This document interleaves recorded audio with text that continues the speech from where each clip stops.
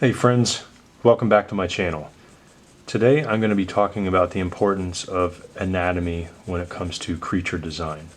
Now this is something that I heavily stress in all of my creature design lessons, both being mentoring and also my online creature design course. As you see here, there are two different skull sketches.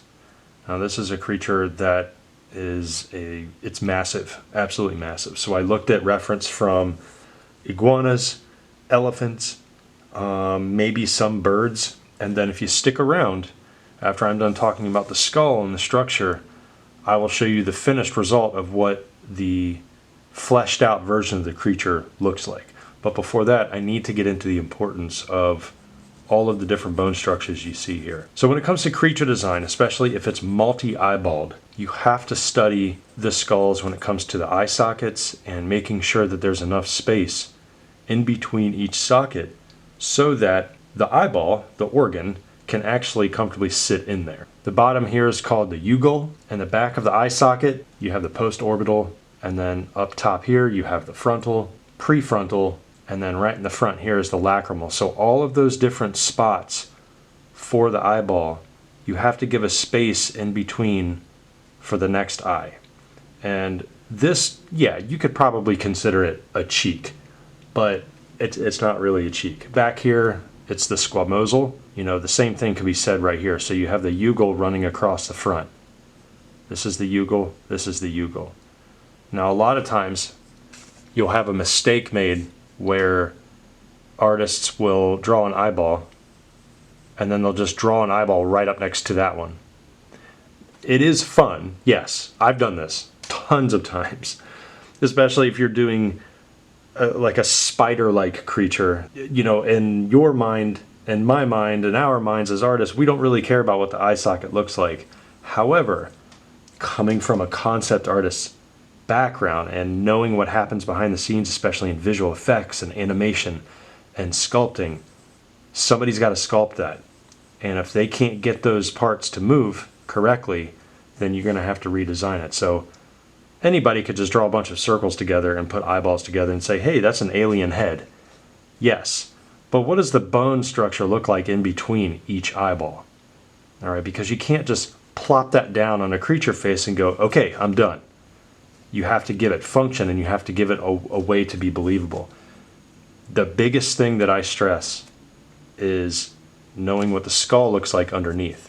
I would venture to say that the skull is even more important than the flesh that you put on top of the bone structure. And by the way, these are separate drawings too. So I will show you the finished drawing with the skin. And these skulls were drawn before that version, just so I can understand what's going on underneath the scales and the teeth and the wrinkles and everything. And as you can see here, I have this, it's right side finished. Okay, the front view of this one. And then what I'm doing is I'm just filling in the gaps and showing you how I would put the details in, just like I have over here. All right, and I'm laying down a very thin layer of values in multiple directions. So I think this is direction number 3, I believe. It's very light though, because you still want to catch some highlights and you want to take advantage of the tone of the paper. I'm using moleskin and I'm drawing with a 4B pencil, just so you know, because somebody always asks me that. Okay, so I'm just going to put some shadow inside the socket. In here, this is called the interorbital septum. And multiple animals have similar bone structures. Optic nerves and everything will travel to the brain through those holes back there. Up front here, you can see in the nasal region, you have the nasal. All of this in the front is the premaxilla. Okay, so just, I know I'm throwing a bunch of terms out at you, but it's better that you study those terms. Study the skulls of birds and mammals and reptiles so you know what you're going to draw as far as structure and how you're going to draw them. Okay, so you can see here that I'm looking at the shadows over here and I'm making sure that I put that in on this side too. I already have that nice coating of value underneath it, so I don't need to worry too much about the detail. The great thing about skulls One, they're just awesome. Like drawing bones is awesome.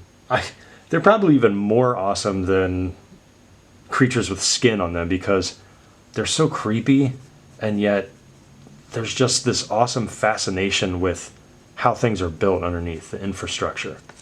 I probably need to darken the teeth too. It's right around where they grow into the skull. There we go, right like that.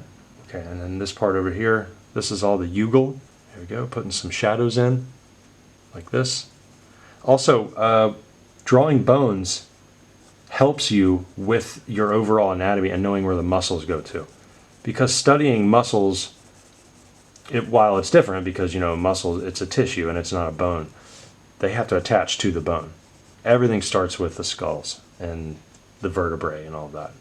So I would say this drawing up here probably took about 3 hours, and then this one probably took about 2, roughly. So now I want to show you what happens when you figure out all of the bone structure and you do multiple views so you know your creature in and out. Let's take a look at the final result. Okay, so what you have here is the finished result, and this is after studying different bone structures like elephants and the bigger mammals, hippos, monitor lizards. There's a lot of reptilian influence in this and a little bit of bird also. What I'm trying to get at with this is all of the muscles that you see, all of the different details and the wrinkles and the hair, the spikes and everything, that all comes later after you know what the structure is underneath this.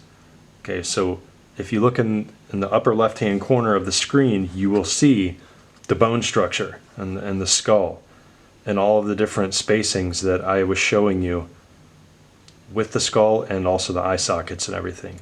So then we know where to put the fat tissue, the muscles, we know where to hang the jaw skin down and the throat skin, and then yeah, it all comes together like this. So now that we have a close-up of this, you can see that across here, this really smooth value, the textured look is from a black Prismacolor pencil, and then it's mixed in with my 4B pencil, and those are the only 2 pencils that I used. If I remember correctly, I believe I went 8 to 10 passes in different directions across everything, just shading until I got what I wanted.